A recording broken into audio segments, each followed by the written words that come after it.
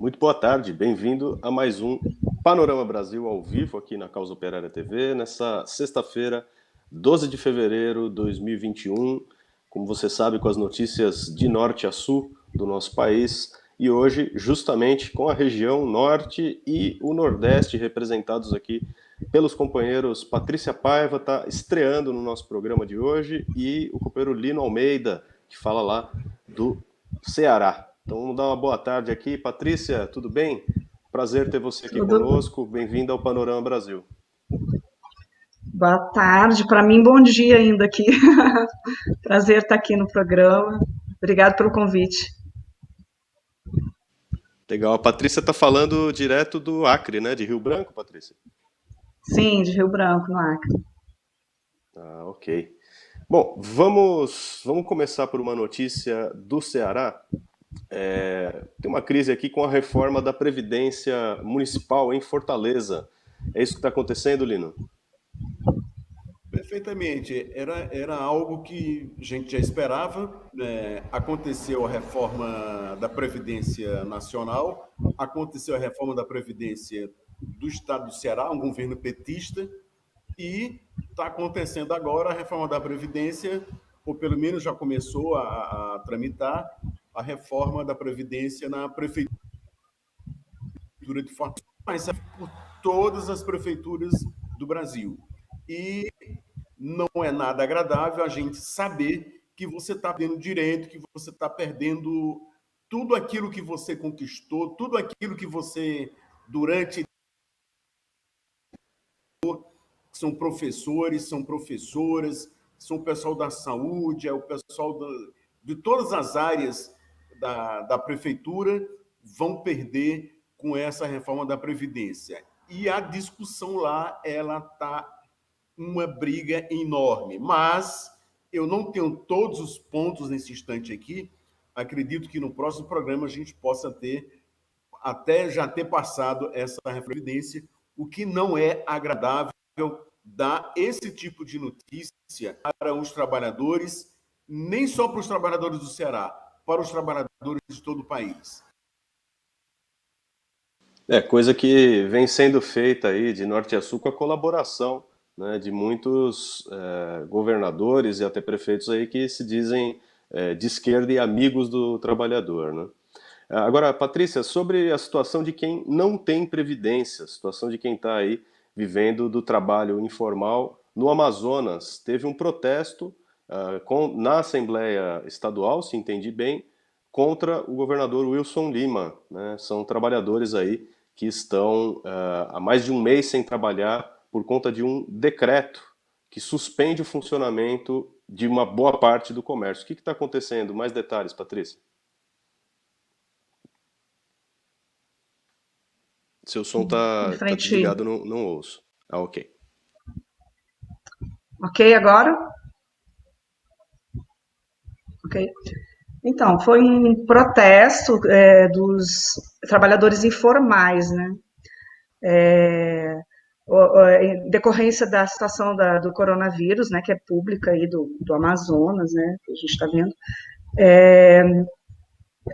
Houve um decreto que limitou o funcionamento dos estabelecimentos comerciais, né, restringiu o funcionamento, não tem um lockdown total, né, mas existe uma restrição de funcionamento. E os trabalhadores informais, a exemplo do que acontece no restante do país, são os que mais sofrem, né, os prejuízos das restrições, né, até porque a questão da represália, a limitação do trabalho sempre se volta contra os trabalhadores informais, né, os comércios estabelecidos, em geral, ele fica à parte, né, das sanções governamentais. Então, esse protesto foi no sentido da questão de que eles não, da redução, né, dos ganhos, né, das receitas das famílias, né, e tem uma crise acumulada no Amazonas também em relação ao governador, né, o Wilson Lima, né, que eu acho que favorece também essa questão da revolta popular, né? Porque apesar de todos as restrições, a gente vê esse caos sanitário no Amazonas, e então é mais do que evidente de que são coisas que não são medidas que não são suficientes, e de maneira alguma fico muito aquém do objetivo, que é diminuir a contaminação, porque, como a gente sabe, as contaminações elas não ocorrem especificamente no comércio, né, ocorre no transporte público, né, na aglomeração de pessoas indo trabalhar, né, e Manaus tem um problema crônico também de transporte, né, uma situação bem grave lá, né, então é a revolta popular, assim como outros locais do Brasil, né. É isso Agora, aí. nós estamos diante de uma situação em que, como você mesma levantou o assunto na pauta, aproveitando que a gente está falando do Amazonas, né? Há aí o alerta de que estamos aí diante da terceira onda da Covid-19 em Manaus, né? É, Se a gente for considerar, né, que a primeira onda teria sido todo o período de 2020, né, a segunda onda durou bem pouco. E o que que significa, o que que representa uma terceira onda em Manaus, Patrícia? É, a terceira onda, segundo, né, o que a gente tem lido, né, pelos especialistas, né, os cientistas e tal, está relacionada com as mutações dos vírus, né? Por conta da ampla circulação dos vírus, ocorrem as mutações, e que trazem novos sintomas, atingem novas camadas, né, de populacionais.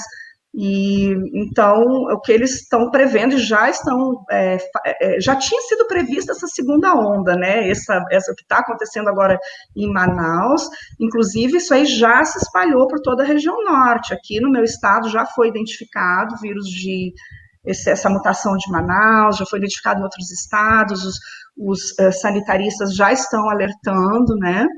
E mais virulência, mais agressivo.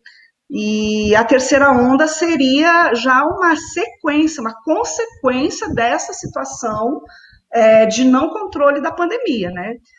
Segundo os sanitaristas, né, e epidemiologistas, isso só pode ser contido com a vacinação em massa e rápida da população, nessas mutações virais, né? Então, a gente percebe que é um problema que não vai ter solução tão cedo, né? Porque essa embromação das vacinas aí é uma coisa absurda, né?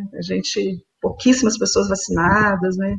Então, nesse ritmo aí, a gente prevê uma crise que vai se espalhar para todo o Brasil. Essa seria a terceira onda, né? É isso.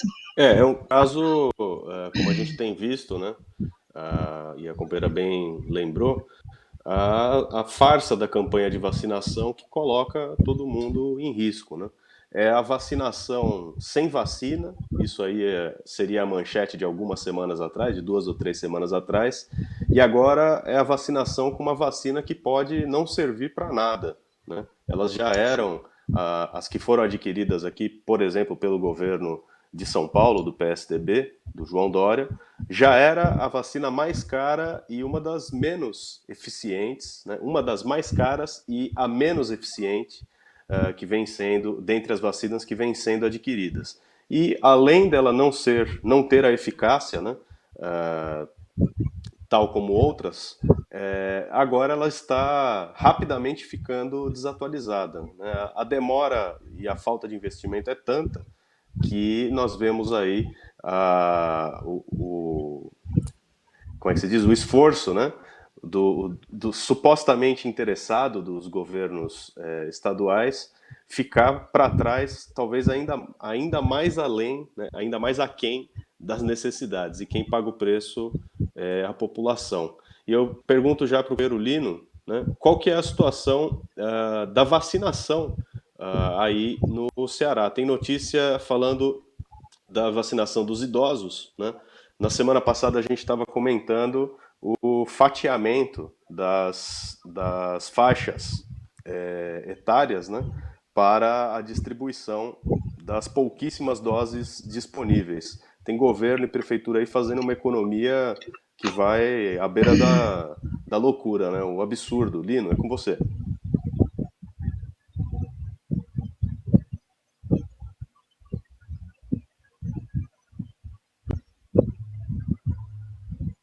Será que a gente está com um problema de conexão com o companheiro Lino? A imagem dele parece congelada aqui com a gente.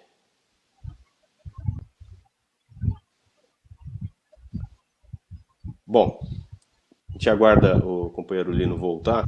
Vamos falar então, vamos pegar o problema da pandemia, que é o centro da crise nacional, envolve, né, o governo golpista do Bolsonaro e os golpistas, né, limpinhos e cheirosos aí como o João Dória e os outros disfarçados aí de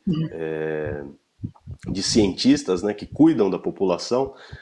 Não tem vacina por um lado, como eu comentei agora, mas também a medida, né, que resta é uma medida repressiva, o lockdown, né, é a tentativa de empurrar o pessoal, de manter o pessoal para dentro de casa, combinado, né, com a contraditória necessidade de reabertura, né?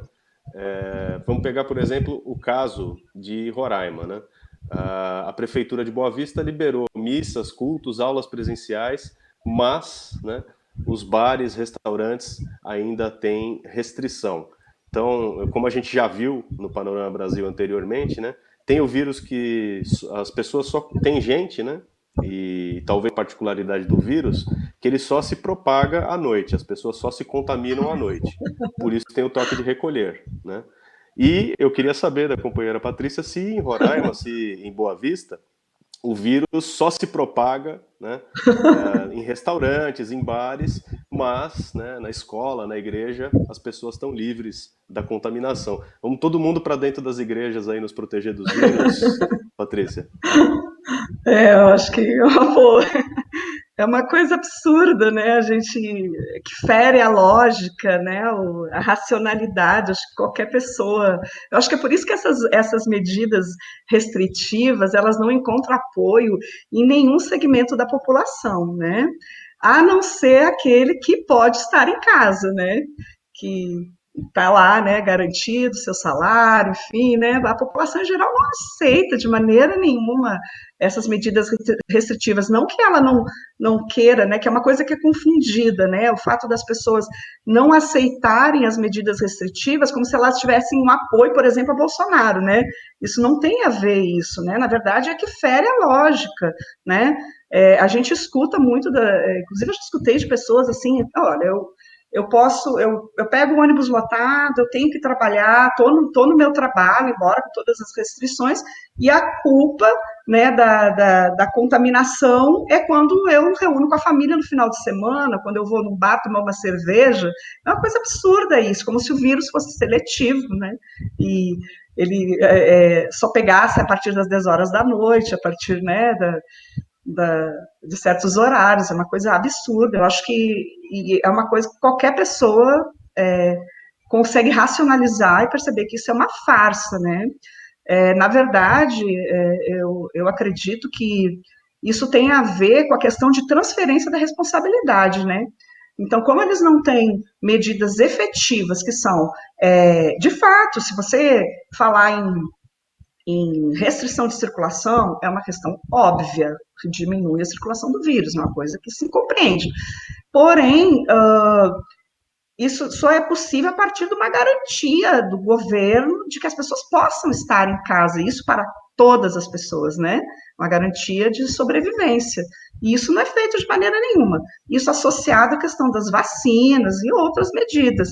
Então, simplesmente você restringir a circulação, limitar, ela é uma forma de você transferir a responsabilidade para a população. Tanto é que o que a gente mais escuta é o quê? É a aglomeração, né, que causa contaminação. E quando não é isso, né? As pessoas estão trabalhando em todos os locais, né? Todas as cidades, né? Mais ou menos, de forma mais restritiva ou menos restritiva. Nunca houve um lockdown verdadeiro no Brasil, né? Nem restrição de circulação alguma. Ou é mais uma medida que a finalidade é só transferir a responsabilidade para a população do coronavírus, né, e não dos governos, né, e também possibilitar a própria repressão, né, porque isso serve de margem para outras coisas, né, serve de justificativa para outros cerceamentos de liberdade, né, que é o que a gente tem visto nas notícias diárias. Isso, inclusive, uma matéria sobre o que está acontecendo no Acre, né?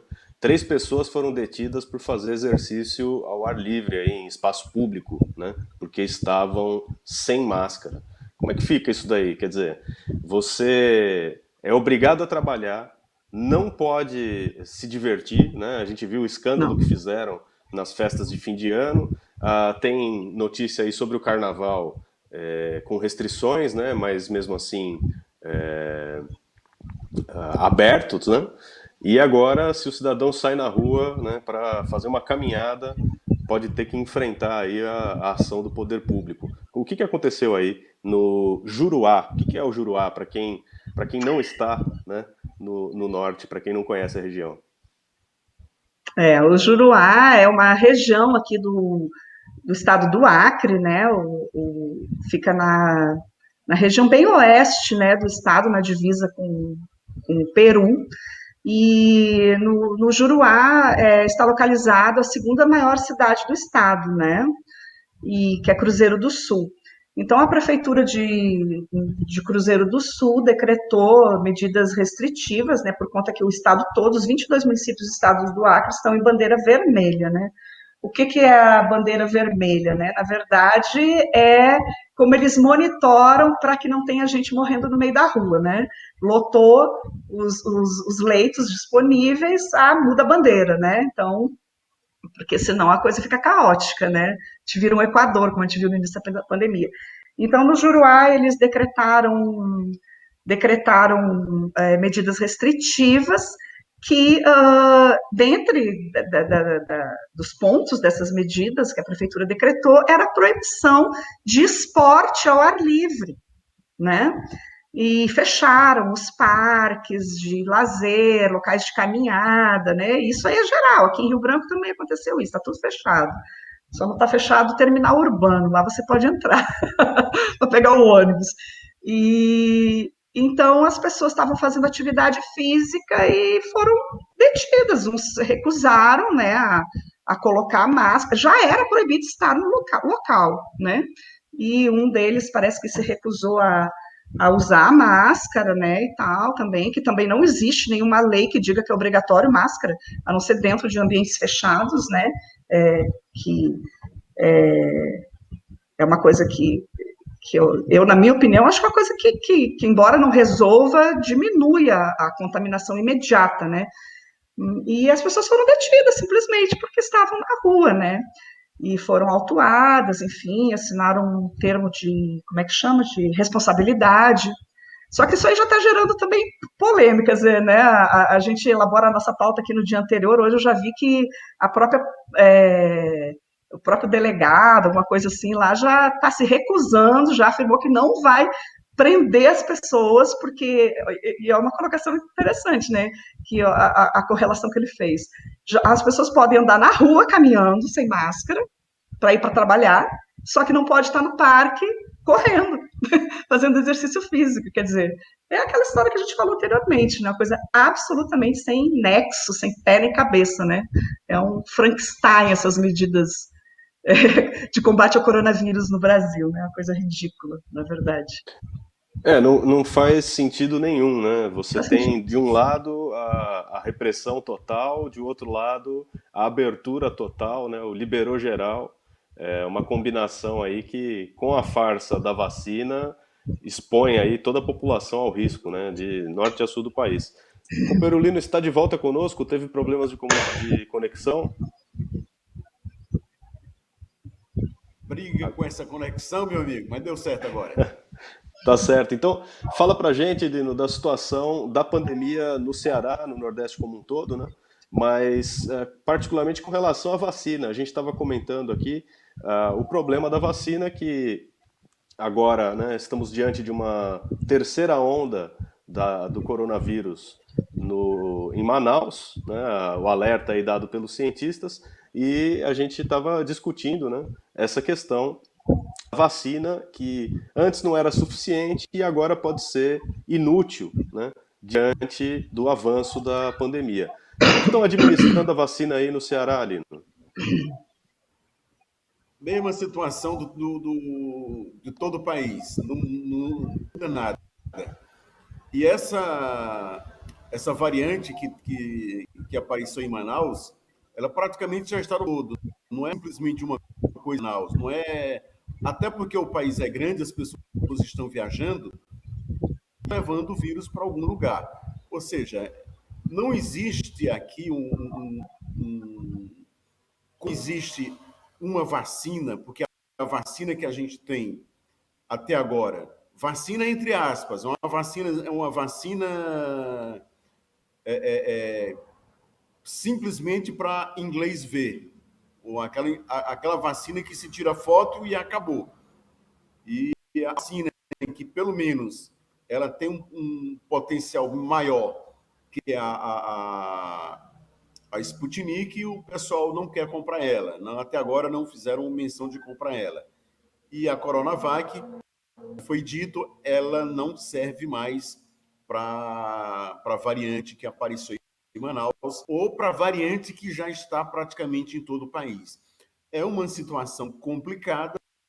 Se correr o bicho pega, se ficar o bicho pega. Ou seja, nós estamos simplesmente entregue às baratas. Nós não temos uma situação, digamos assim, opa, agora a gente tem uma mínima situação onde a gente possa se agarrar. Nós não temos simplesmente nada, nem dos governos municipais, nem dos governos federais, nem do governo estadual. Ou seja, estamos totalmente a ver navios. Passo a palavra. É interessante notar que para a imprensa burguesa, né, é a dificuldade, né, apresentam-se aí os casos individuais, a coisa é colocada em termos de que a população vai conseguir, né? Embora o governo não ofereça, não disponibilize, né, as pessoas têm que ter esperança e fé aí que em algum momento elas vão ser vacinadas, né? E como a gente está vendo, isso daí se repete de norte a sul no país. A gente está falando também sobre as medidas aí contra a aglomeração. Estamos aí às vésperas do carnaval, né? Em alguns lugares aí decretaram que o carnaval não é carnaval, não vai ser carnaval. E há aí medidas de tanto de isolamento quanto de fomento aí ao comércio, né? A pressão aí dos empresários que não querem, né, perder o mês, né? Perder o ano, porque para alguns é o faturamento aí que faz a diferença, né? Aí tem uma matéria de Aracati, no litoral do Ceará, sobre o problema das festas de carnaval. O prefeito teria dito: de jeito nenhum vai ter festa. Como é que é isso daí, Lino?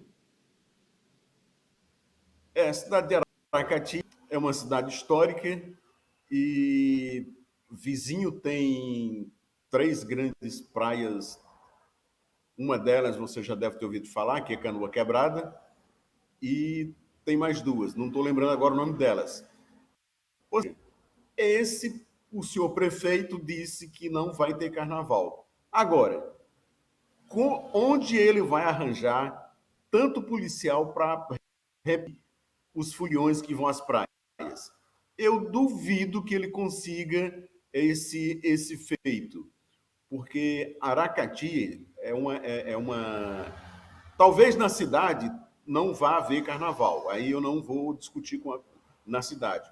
Porém, nas praias, aí vai haver carnaval, porque é aquela história.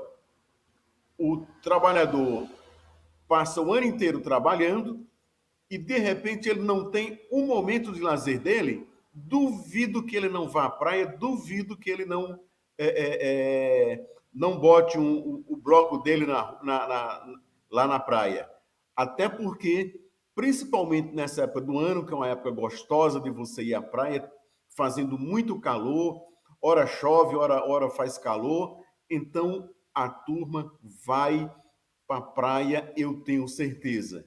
Essa medida que o senhor prefeito é muito de tudo bem, eu fiz a minha parte, mas que parte? Simplesmente dizer que não vai ter carnaval?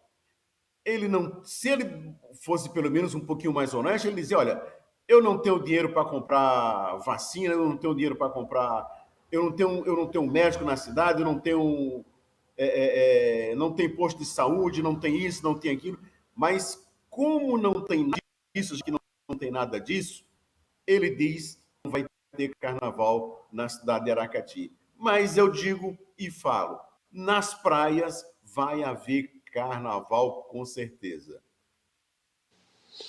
Tá certo. Patrícia, vamos falar aqui de duas notas sobre educação que estão interligadas, mas tem uma distância, né?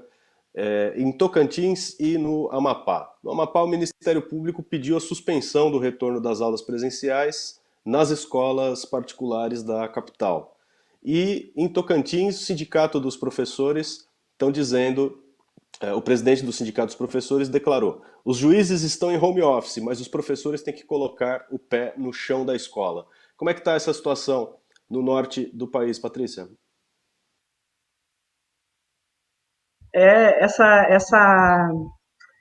Essa questão no Ministério Público de Rondônia ela é até esquisita, né? Porque normalmente a gente pergunta, né, quais são as ações do Ministério Público que vão ao interesse, tem que ver o que tem por trás disso, né? Que vai ao interesse, ao encontro do interesse dos professores, né? Eu me pergunto, né? Porque a medida provisória lá a medida provisória não, é uma liminar, né? Acho que foi no sentido de equiparar as aulas às escolas particulares, porque eles liberaram as escolas particulares para funcionar, as escolas infantis, e equiparar com as escolas públicas, né?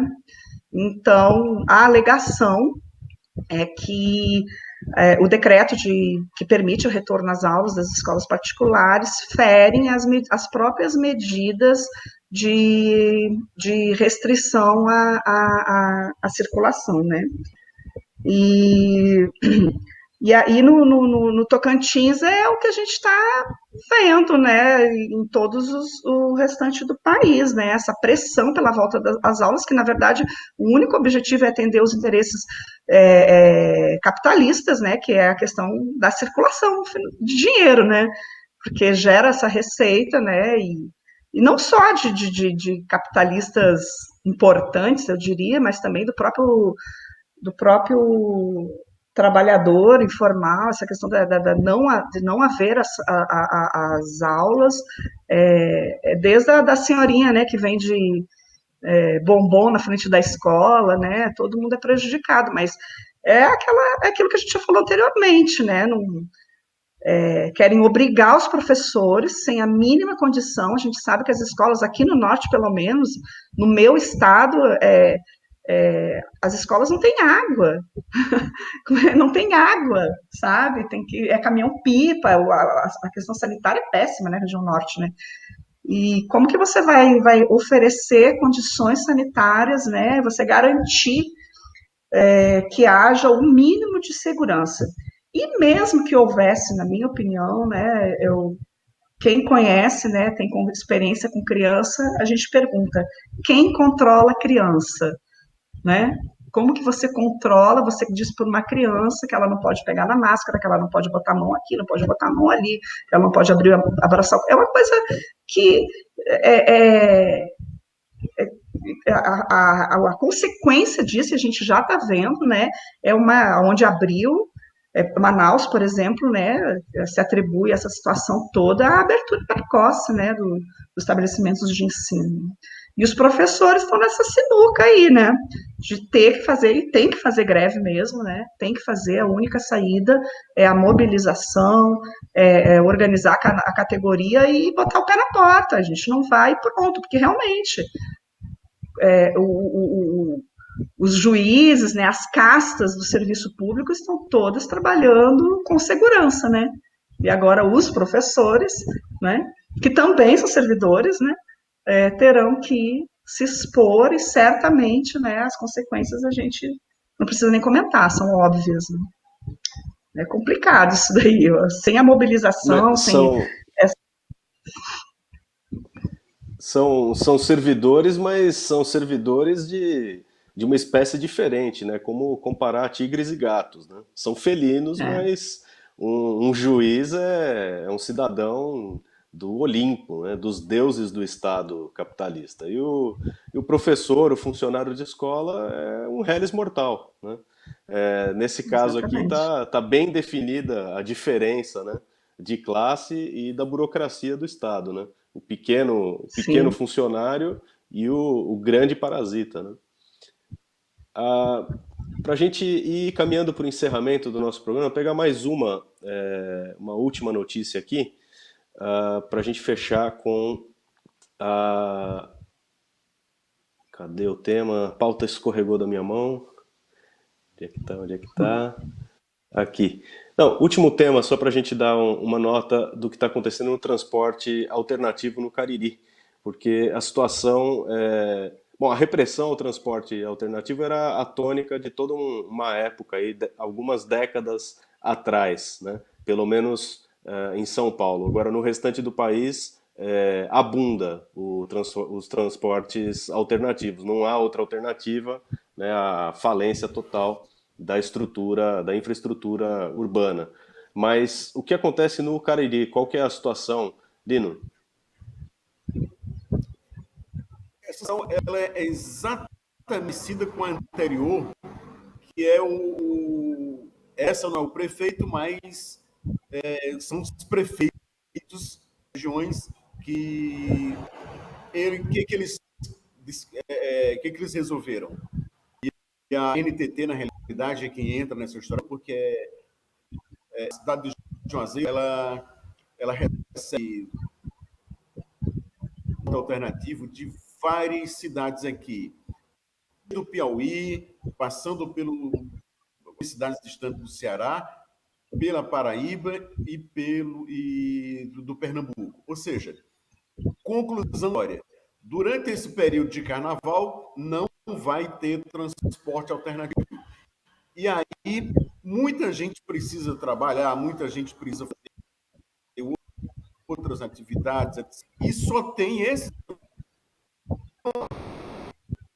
de meio de transporte. A não ser que o cidadão pegue o carro dele, se ele for professor, ainda tem um carro usado, mas ele tem. E aí ele vai ter que gastar a gasolina de R$ 5,05 e se deslocar para onde ele for preciso. Agora, o cidadão vem de Nova para o Crato, por exemplo. Ele precisa receber dele no Banco do Brasil. Esse cidadão não vai vir, não vai poder vir, não vai poder sacar a aposentadoria dele, não vai poder a compra dele durante esse risco. Eu não sei se, esse trancão, esse lockdown de transporte alternativo vai continuar depois do carnaval. Se der essa continuidade, meu amigo, o negócio vai ser feio e as cidades vão ficar simplesmente sem nenhuma comunicação de transporte. A única via que tem, como eu já falei, são os transportes. Inclusive, se não me engano, Fortaleza Juazeiro, eles estão fechando os ônibus, também não vão beneficiar antes desse período de carnaval. A gente sabe que o vírus sabe que não transporte, aquela coisa toda. Então o vírus não vem, o vírus não age durante esse período. O vírus ele deve pensar no alternativo, não tem ônibus, não tem qualquer outro tipo de transporte, então eu não vou agir, eu só vou agir na hora que tiver o transporte para atacar a população. Qual seria a solução? É ter mais transporte para as pessoas, para que as pessoas assim, tipo, parecendo uma lata de dinha, e nos ônibus também era para ter, pelo menos vindo, são 40, geralmente 48 lugares, era para ver 24 lugares, etc. O problema é, nem os, os governadores estão preocupados com isso, nem o PT, e nem o dono do transporte, que ele quer. Quanto mais gente ele colocar no transporte, melhor para ele. Então, essa situação ela é hiper complicada para nós. Então, vai criar um lockdown através do transporte de vans, que são esses transportes alternativos. E o que faz esse transporte, que é uma complicada também para eles. É complicada a situação. Os governadores